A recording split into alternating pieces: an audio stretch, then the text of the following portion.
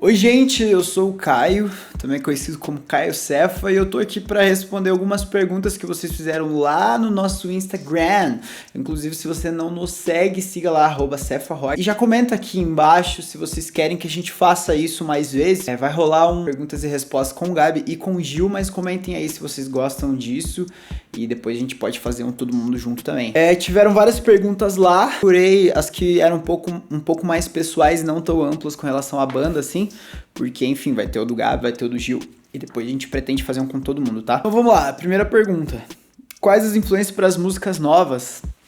Eu não sei se tem música nova, não sei de onde vocês tiraram isso de que tem música nova, mas se tivesse, eu diria que eu tenho escutado muita música brasileira. Eu acho que a gente, enquanto país colonizado, a gente é muito influenciado pela cultura estadunidense.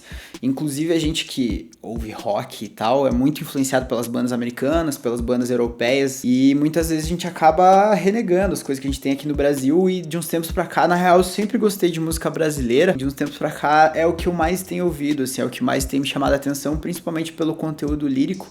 Eu acho que a música brasileira é muito rica na parte lírica. Então na pandemia eu descobri o Belchior muito tardiamente e isso foi me levando para as outras coisas, tipo o Clube da Esquina e tal, mas eu também tenho ouvido muita música pop brasileira, porque eu acho que o pop nacional ele tem experimentado muitas coisas e justamente essa fusão de coisas tem me chamado muito a atenção. E eu acho que de certa forma, se existirem músicas novas, pode ser que elas venham com essa pitada um pouco mais abrasileirada e essa coisa da fusão e essa linguagem mais pop de experimentação é o que tem, de certa forma, me influenciado muito. Segunda pergunta, como funciona a logística de turnê com vocês? Levam todo o equipamento necessário? Então, na verdade, isso mudou de acordo com as fases que a banda teve. A gente já chegou a levar até a bateria inteira para shows, mas hoje em dia, por conta de uma necessidade logística, a gente acaba levando só as coisas pessoais. Então, o pedalboard de cada um, as guitarras, o baixo, a bateria geralmente leva só prato, pedal e caixa, que são as coisas mais pessoais, e baqueta, obviamente, né? Até porque hoje em dia é praticamente inviável viajar de van ou de avião, menos ainda. Então a gente acaba viajando muito ou de carro ou de ônibus. Então é importante pra gente que as coisas sejam compactas. Inclusive os nossos pedalboards eles são bem compactos, assim, que é justamente pra gente não precisar ocupar muito espaço. Tem o nosso sistema Ear também, então além das coisas pessoais, a gente leva o nosso sistema Ear e o nosso notebook e tal, pra soltar as trilhas e tudo mais, junto com a nossa placa de som.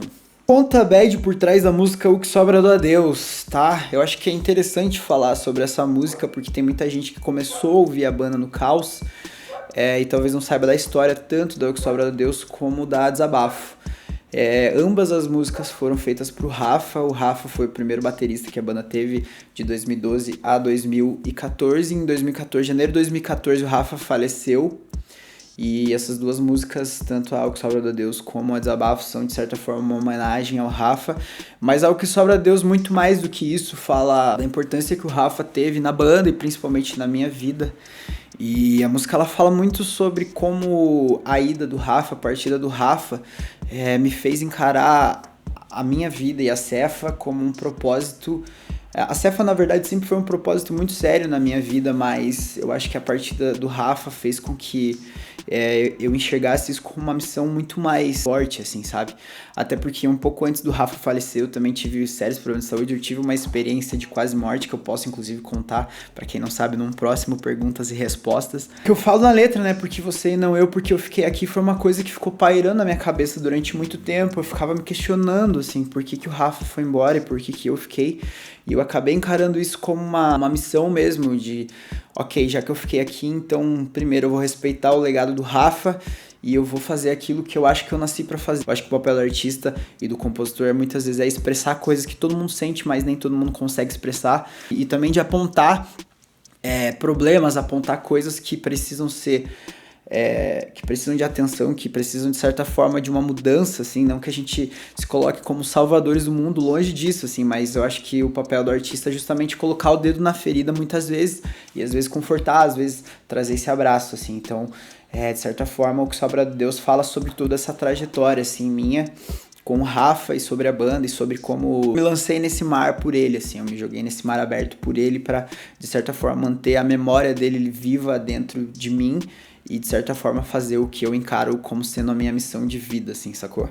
Teve algum momento onde achou que a Cefa não existiria mais? E sim, o que fez continuar? Assim, tem sim, talvez muito mais do que vocês imaginam. De fato, a banda em 2016 acabou. Muita gente, inclusive, acha que foi uma espécie de golpe, mas de fato a banda tinha acabado. Aconteceu que a gente só ficou 6 meses em hiato e logo depois voltou, porque eu tinha um outro projeto já com os integrantes da Cefa naquele momento, com alguns deles. E aí, quando a gente começou a compor e tal, músicas novas, eu percebi que aquilo lá ainda era Cefa e por isso que 6 meses depois do hiato a gente voltou. Mas eu acho que o período mais crítico, assim, foi em 2018. A gente tava fazendo a Vigent Session. Era um projeto acústico, porque havia saído o nosso batera, o nosso guitarrista da época, o Smook e o Bodão, e ficou só eu e o Guy. E a gente, por uma estratégia, assim, a gente resolveu fazer essa turnê acústica. Mas eu acho que o nosso público não comprou muito a ideia. Então os shows, eles foram todos muito, muito vazios, assim. Foram shows difíceis de fazer, a gente tomou calote. Foi uma turnê que foi muito complicada. Foi uma tour que a gente fez que a gente não voltava pra casa, né? Então a gente foi pra São Paulo, de São Paulo a gente foi pra Santos, de Santos a gente foi pro Rio. Então foi uma turnê longa, assim, a gente ficou 15 dias na estrada. E o último show dessa primeira parte da turnê, ela era justamente no Rio de Janeiro. E foi um dos shows mais flopados, assim, que a gente já fez. A gente já tava muito cansado, muito abalado emocionalmente. Eu lembro da sensação de olhar o Gabi, assim, e a gente se olhar e saber que a banda ia acabar depois daquilo. Mas ao mesmo tempo a gente foi tocar e o show foi muito bom, assim, a gente recebeu, sei lá, a maior salva de palmas que a gente já recebeu na vida, assim, é sério, durou tipo uns, sei lá, a sensação que eu tive é que aquela salva de palmas durou tipo uns 10 minutos. E aí a gente sentiu que ali aquilo realmente era a nossa missão, lógico, não por conta dos aplausos, assim, mas por conta da nossa sensação, mesmo com todas as dificuldades.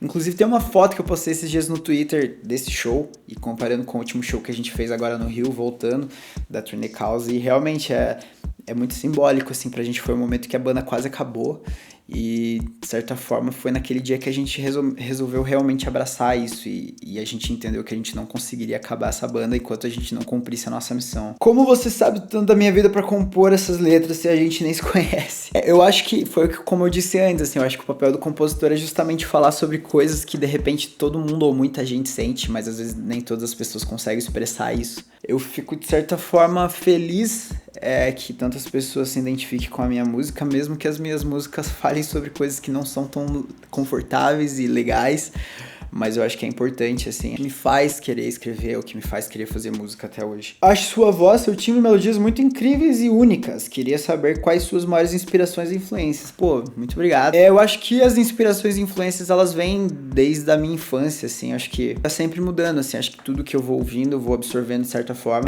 Mas eu acho que coisas que eu ouvi, tipo, quando eu era criancinha, de certa forma, acabam me influenciando até hoje, tipo, Sandy Júnior e, sei lá, KLB, de certa forma, acabam sendo uma influência porque eu percebo que eu sempre busco melodias mais pops, e eu acho que muito vem das coisas que eu ouvia na infância, assim, saca? Obviamente, aí depois eu conheci o famigerado rock and roll, né? Eu acho que tudo isso me influenciou. Tem pontos chaves, assim, eu acho que o Kurt é uma grandíssima influência pra mim, não só como vocalista, mas como figura e como compositor, assim, como artista de forma geral. Mas, cara, eu ouço muita coisa. Cantar é uma coisa muito delicada, porque a cantar você torna a sua voz o teu instrumento, né? Então, é diferente de um guitarrista, um baixista, um batera, que, tipo, ele usa algo que não é dele, né? Tipo, ele usa um instrumento externo. No caso de quem canta, você usa a sua própria voz, e foi muito difícil pra mim durante muito tempo me aceitar como vocalista, assim. Tanto que existem fases da Cefa, assim, que eu não consigo ouvir porque era eu tentando emular outros vocalistas, ou eu tentando mascarar o meu timbre, ou mascarar a minha voz, muito por uma baixa autoestima. E eu acho que eu só consegui, de fato, me aceitar. No Caos, assim, é o disco que eu consegui, de fato, aceitar que a minha voz era aquilo ali. Talvez eu tenha trazido cada vez mais um pouco de mim, assim, nas coisas que eu tenho feito. Quando você escreveu Eu Escolhi a Dor ao invés de você, o que exatamente você quis dizer? Porque eu tenho uma interpretação e gostaria de entender se é certo. Primeiramente, eu acho que cada um pode interpretar as músicas à sua forma. Eu acho, inclusive, que essa é a graça de tudo. Então, se você tem uma interpretação dessa música, ela é certa. Mas, assim, o que eu tava tentando dizer com essa música essa letra, ela fala basicamente sobre fim de relacionamento. A Cefa, ela não tem muitas músicas sobre relacionamento, e nem é um relacionamento romântico, por assim dizer, é uma coisa mais de amizade.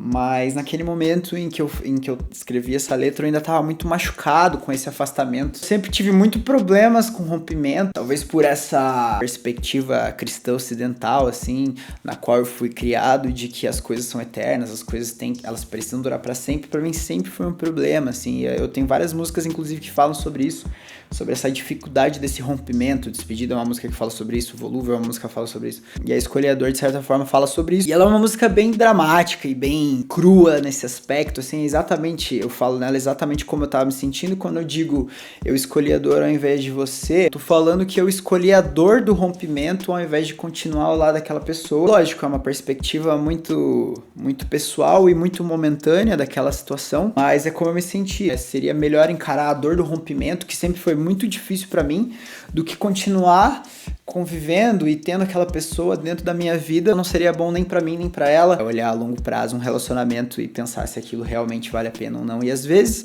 o afastamento é bom pras duas pessoas, assim, saca? O que vem de novo, muito diferente da vibe do caos, não posso falar ainda se vai vir coisa nova. Acho que todo o trabalho que a gente faz é sempre buscando ser diferente do anterior. Então, acho que, lógico, é a gente fazendo, então vai ter a nossa essência ali sempre, mas sim, eu esperaria coisas diferentes do que a gente fez no caos, porque tá no nosso DNA, assim, sempre buscar coisas novas. O que nos faz querer fazer arte é justamente a possibilidade de poder, essa liberdade, assim, esse senso de liberdade de poder fazer o que a gente bem entender e experimentar coisas, é sempre muito gostoso. Gente, então é isso.